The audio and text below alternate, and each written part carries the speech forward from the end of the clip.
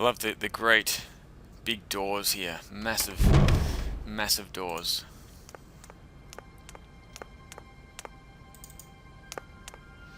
Now we won't need to go into the library again. There is a lecture hall up to the top here. Up to the top left. The top right is closed off, so we can't get through there. We're going to head down the right hallway now. And as you can see, there is a professor checking out one of these mammoths. Let's have a talk to him. Excuse me. Sir, please, just a moment. Yes, what is it? I'm not deaf, you know. I am sorry to disturb you in your work, sir, but... This young Mammothus primigenius is barely 40,000 years old. Fantastic, wouldn't you say, miss? Yes. Probably. What do you mean, probably? I don't know. You don't know? Oh, you don't know, I see. What can I do for you, my dear child? To tell you the truth, I don't know very much about mammoths, and I'm not here as a student.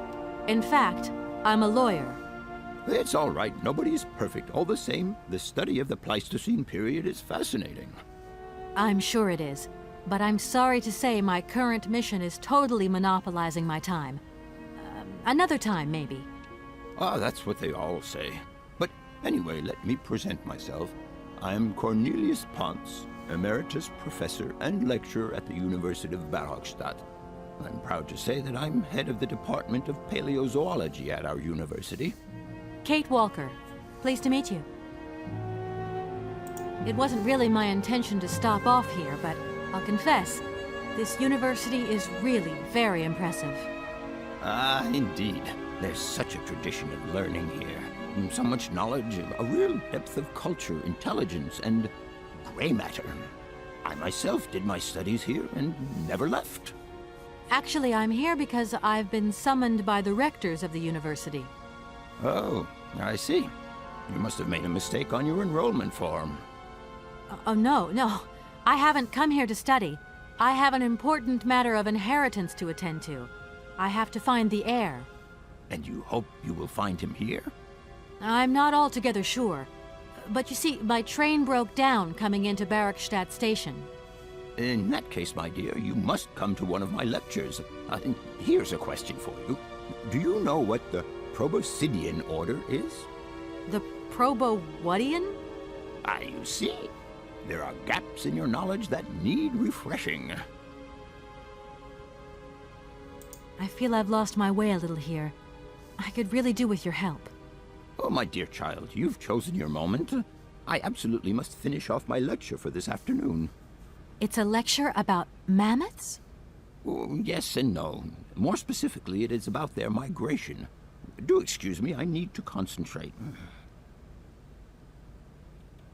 To tell you the truth, I'm looking for Mr. Hans Vorarlberg. He's the sole heir of a very unusual factory. My company is in charge of negotiations for the takeover of this factory. At last word, he was living in Siberia. So, as soon as my train is ready, I'll be continuing my journey eastwards. Siberia. Ah, Siberia. But what was it you said again? Said what? You mentioned a name. The person you are looking for. Vorarlberg. Hans Vorarlberg. Do you know him? Hans Vorarlberg. How could I forget him? Such an extraordinary fellow. So inventive. We shared a passion for mammoths, you know, and we bonded over this passion. Without it, I confess, I would have had little to do with an odd, ageless retard like Hans. At the time, we were both students. Well, sort of. Put it this way. Hans had special permission to attend paleontology lectures. You see, he didn't really have the necessary qualifications. In exchange, Hans did a few odd jobs around the university. Your Hans Vorarlberg sounds uncannily like the one I'm looking for. I'm not sure, my dear. Hans was above all questions of money and business. Just to imagine him running a factory, perish the thought. Can you tell me a little bit more about him? He was always a mystery to me. He never said very much, and never quite seemed to grasp what you said to him. He expressed himself instead through his incredible mechanical contraptions. His inventions, I admit, have been much appreciated by the university. The few times we really did talk, it was about his strange interest for mammoths and a doll. Some sort of doll that obsessed him. A doll, you say? Yes, he kept talking about it. One day he described it to me. A sort of children's toy. A miniature mammoth mounted by a mount. It appears he found it in a cave not far from his home. The event all sounds very dramatic. His account was slightly confused, but it awoke a great interest in me. What do you mean? To my knowledge, there is only one tribe who made figurines featuring a mouth, and that tribe is the Yukols. They live in the farthest reaches of Siberia, and for them, the dolls constituted a sacred object, illustrating one of their central legends. How such a doll made the journey from the frozen Siberian north to a cave in the French Alps is a mystery to me. Even today, it is beyond my comprehension. Have you considered that Hans Vorarlberg was maybe making it up? You said yourself he didn't seem to have all his mental facilities intact. No, that's impossible. Hans couldn't invent a story like that. The doll is a sacred part of the Siberia legend. He described it to me in exact detail. Siberia itself is a chimera that paleontologists of the world are very fond of pursuing.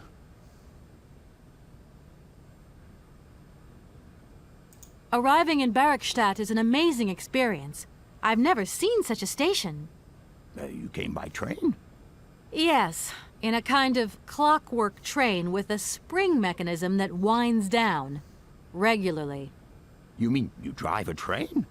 Young ladies of today never cease to amaze me. Oh, no, I'm not the engineer. The train's engineer is actually an automaton. I am sorry, all this probably sounds very strange. A clockwork train, driven by an automaton. I once knew a man long ago who could have invented such a train. It was he who designed the bandstand in the main square. To think that he was even capable of creating such a gadget. He was astounding, a true genius. But oddly, at the same time, he was also almost a child. It was as if his mental and physical evolution had definitively halted at the age of 10. Can you believe that? Yes. I think I can believe that. At least I'm beginning to. My train stopped in a peculiar aviary. It's very odd. A lot of bird species seem to seek harbor there. Ornithology is far from being my favorite subject, but I must concede that the station is the pride of the university. It was initially intended for teaching purposes, but then birds started arriving from all around the world. It seems that there are still rare species breeding there and flourishing. Are there? Can you give me an example? I have been told about a kind of bird with peculiar habits. Let's see now, the Amazon cuckoo, that's right. But, I'm so foolish, I can't remember what was so special about it. Just that its behavior is very peculiar. The Amazon? Where's the Amazon? What is the Amazon? I'm sorry, my dear, but one cannot learn everything in a lifetime. Specialization is the key to real knowledge. Why don't you pay a visit to our library? Thank you very much. If I were to say Forest Sauvignon to you, what would you say? Oh, let's see. Sauvignon. Sauvignon? I would say it's some kind of tropical shrub, don't you think? We are talking about the same plant, then. It is a very rare shrub with small, juicy fruits. I found a book about the Amazon, and it says that there are even Sauvignon plants growing right here in Bergstadt. You wouldn't know where, would you? Amazon Sauvignon plants here? No. No, I don't think there are any. Highly implausible. But, you should ask the station master. He is keeper of the greenhouse at our university, so he could tell you more than me. Oh, thanks very much. Okay, we're not going to ask him about the money. I'll leave you in peace. I hope I haven't disturbed you too much. Sorry? No, not at all, my dear child. But he has referred us to the station master. about the Sauvignon grapes. So we're going to head back and have another chat with the station master and see if he knows, well, can give us any more details about this Sauvignon plant. And we're also going to grab the elephant doll as well, the mammoth doll, and show that to the professor, because I think that's something that he's really interested in. Let's take this phone call first of all. Hello? So, you got him then, this air? Ah, it's you, Mr. Marson. Good day, and how are you, sir? I'll feel a whole lot better when this whole business is over and the sales contract is signed. Where the hell are you? I'm in Barkstadt. What? What in God's name are you doing there? It's a magnificent university town. It would appear Hans Vorarlberg once passed by here several years ago. So if he isn't there anymore, then there's no point hanging around. I hear what you're saying, sir, but I have good reason to believe that Hans Vorarlberg is still alive. For the time being, I'm trying to gather extra information from people who have known him. What's your next destination? I'm not exactly sure yet. Doesn't sound like you know too much, Kate. I just need a bit of time, Mr. Marson. Yeah, well, time is what you ain't got. Keep me posted.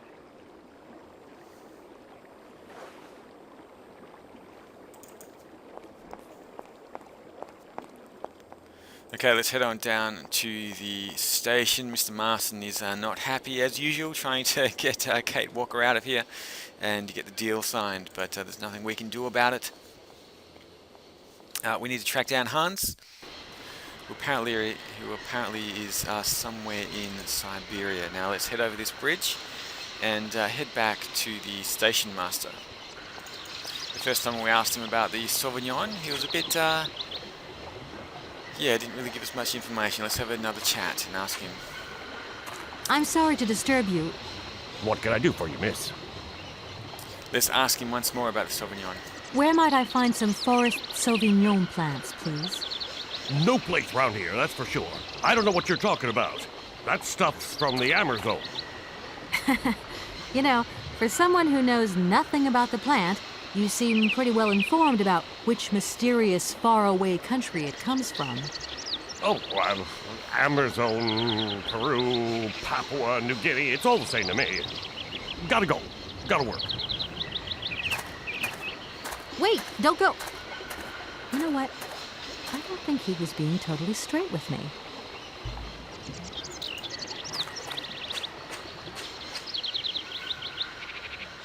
And we also need to grab the mammoth doll as well. So he kind of avoided that question there. We're going to track him down and talk to the station master again, see if we can get some more information. But first of all, let's get the doll for the professor.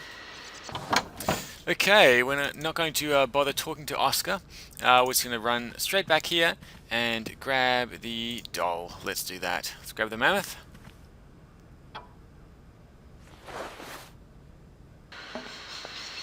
Now the station master is avoiding us a little bit, but he's on this bridge here. So let's ask him again about the Sauvignon. Excuse me, station master, but I need you again. Can't you see I am very, very busy? No. Well, I am. Very busy indeed. But, okay, I think I can give you a minute of my time. I'm looking for a kind of little juicy berry. You don't know where I could find some? Look, lady, the station doesn't have any Sauvignon berries, not even forest Sauvignon. Funny you should mention it. That's exactly what I was looking for. Forest Sauvignon. Sauvignon, raspberries, red currants, they're all the same to me. And we don't grow none of them here.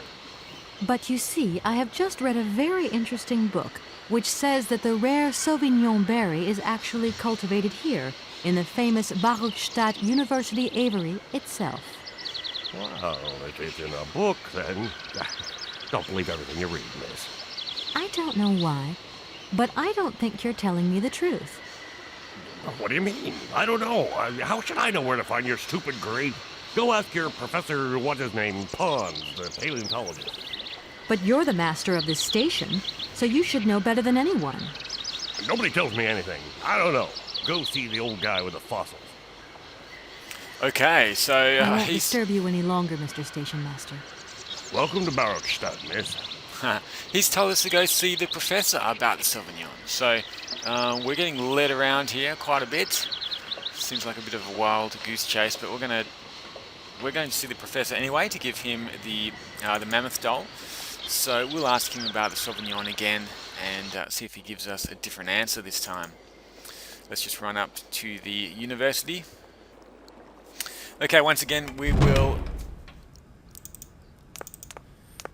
just head over to the right. Go chat with the professor. He's still going to be here. Before we give him the mammoth, let's ask him about this Sauvignon. Let's see if we can get some straight answers from these guys. Do excuse me, Professor. Professor, sorry to disturb you again. What is it you want to know, miss? You wouldn't know where the forest Sauvignon plants are kept in Barkstadt, would you? Why do you think there are Sauvignon plants here? I read about it in a book at the library. Try going to see the station master. If such a shrub exists, he will have a better idea than anyone. It's actually he who sent me to you. I thought it a little strange, but he definitely said ask the paleontologist. You're the only one here, aren't you? Yes, yes indeed. What a strange way to behave. Well, I think he must have made a mistake, that's all. Nobody tells me anything here. Maybe you should ask the rectors. After all, they are in charge of the university. All right, thanks. Okay, so he's directed us to ask the rectors about the Sauvignon, so that's what we'll do. I'll leave you in peace. I hope I haven't just... Sorry? No. Okay, let's give him the mammoth and see what he thinks about that. Do excuse me, Professor. Professor, sorry to disturb you again. Professor, I have brought you something that should be of interest to you. Look. What have you got there, then? Let's see. An effigy of a mammoth. But this is Hans' doll, is it not? Yes, of course it is. How on earth did you... Oh, my God. It's in my hands. It exists. It really exists. Please do excuse me. I'm deeply, deeply moved. You see? Your Hans and my Vorarlberg heir are one and the same. This is incredible. After all these years, how can I ever thank you, my dear? Oh, I must waste no time.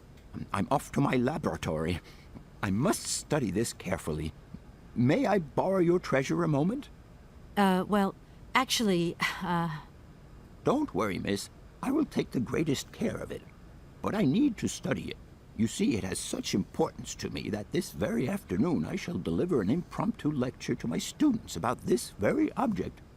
If you are interested in Hans Vorarlberg, then it is essential that you attend.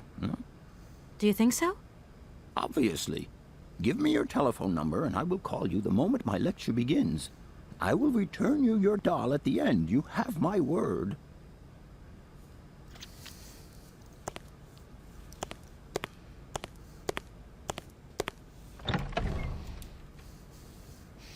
Okay, so the door to his laboratory is now open. We can go in here and have a look. There are a couple of things we need. I can't quite remember where they are. I think we go a little bit further into the laboratory here. Okay, the mammoth is there, but we're going to leave that there for the time being.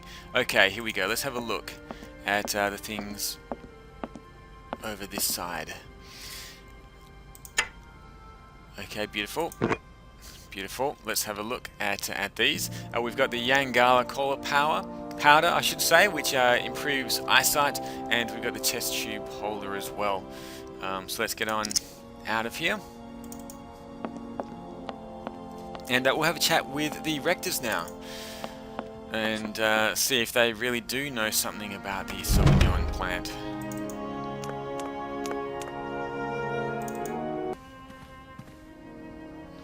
Okay.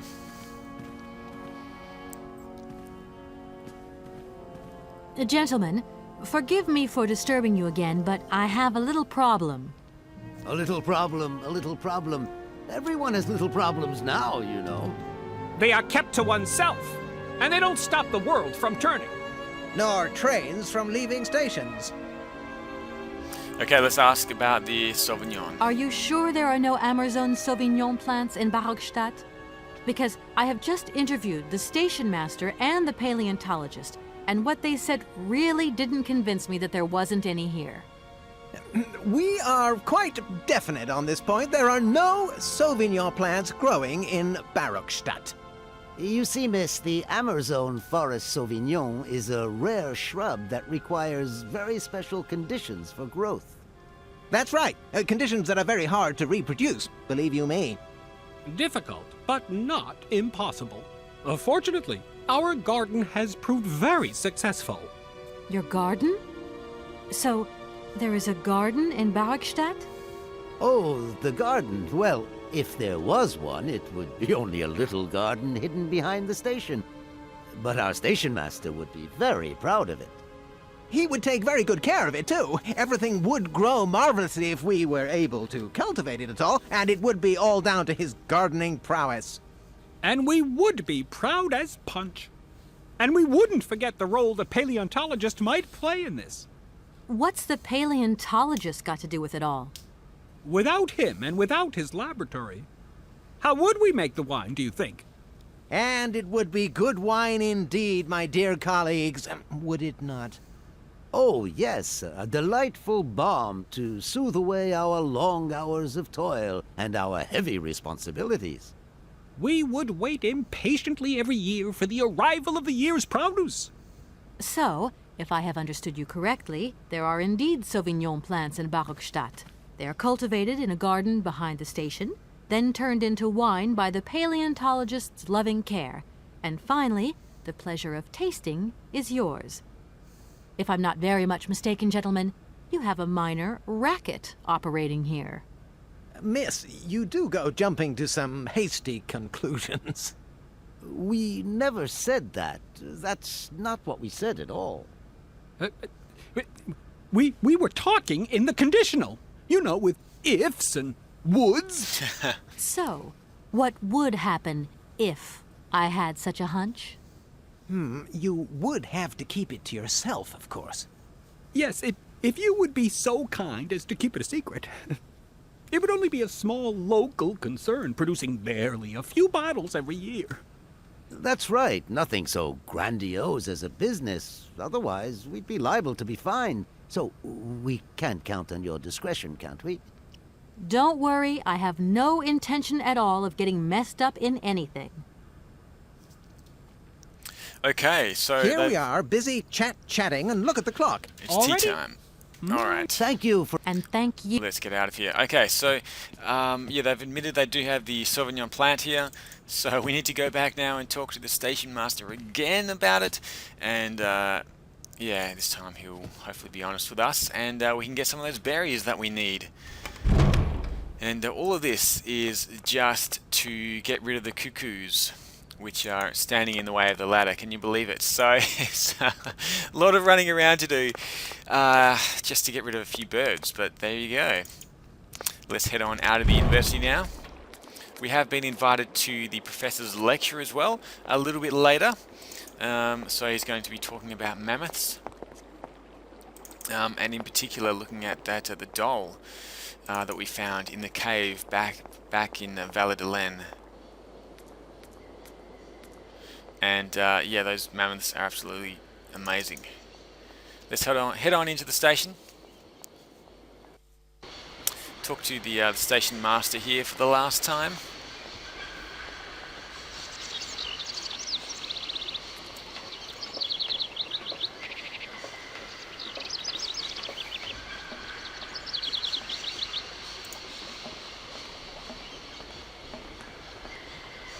Excuse me, station master, but I need you again. Can't you see I am very, very busy? No. Well, I am. Very busy indeed. But, okay, I think I can give you a minute of my time. Okay, let's ask him about the Sauvignon. You have been playing with me, haven't you? You knew very well there were forest Sauvignon berries in the station garden. No, not at all. I've never seen your Sauvignon things. You don't have to lie to me. I know all about it. You and the rectors are in cahoots, and the professor's lab has been turned into a distillery. You've all got a nice little smuggling racket on the side. Smuggling racket? Hey, lady, you're going a bit far there. It's just a little on-the-side thing we got going, that's all. It's just for ourselves. Hey, honest. You should be ashamed of yourselves. Aren't you worried about the reputation of this fine university? The authorities should be informed of this. But we haven't done anything wrong. It's not a crime. Can you open the gate to the garden, please? Sure. No problemo. Right away, miss.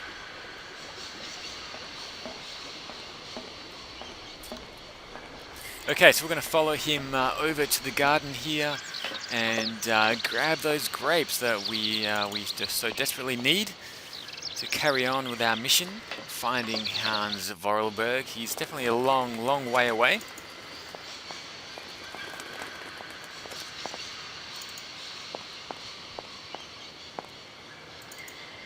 And we still have a few more places to go to before we actually find him. There you are. Please feel free to visit the garden at your leisure. And there was just one thing. I'm not a liar. Not really. Just mum's the word. There is the reputation of the university to think about. And I have superiors, and I have to do what I can. I understand. Don't you worry. Oh, thank you, miss.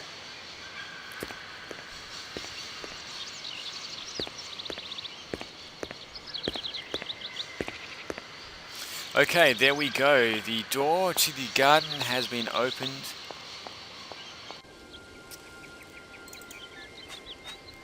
It is a little bit sparse. There's a lake here, some nice trees, and just a few small Sauvignon shrubs here. So let's grab a few of these grapes.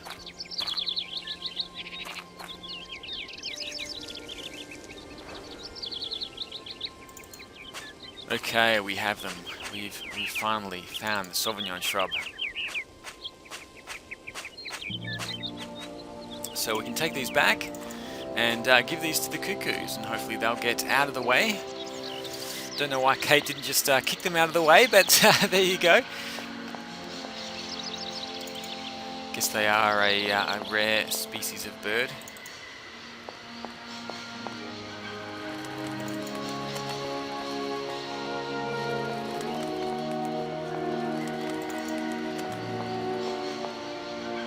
We're just going to head down the station here, and as you can see, the birds are still there. They're not moving anywhere. Let's grab these grapes and see if we can get these birds out of the way.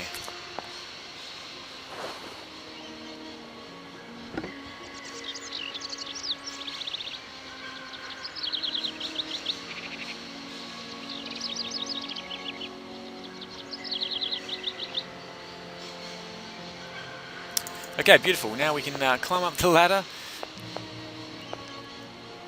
and see what's up here. There's supposed to be some kind of an automaton eagle up here. So let's go and have a look. It's very, very high up.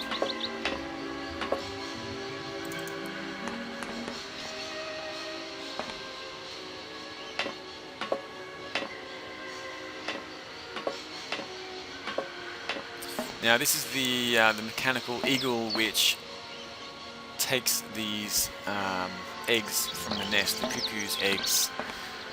So we're going to grab this one. It's impossible to reach it with our hands, so what we're going to do is use the test tube holder here. There we go, we've got it.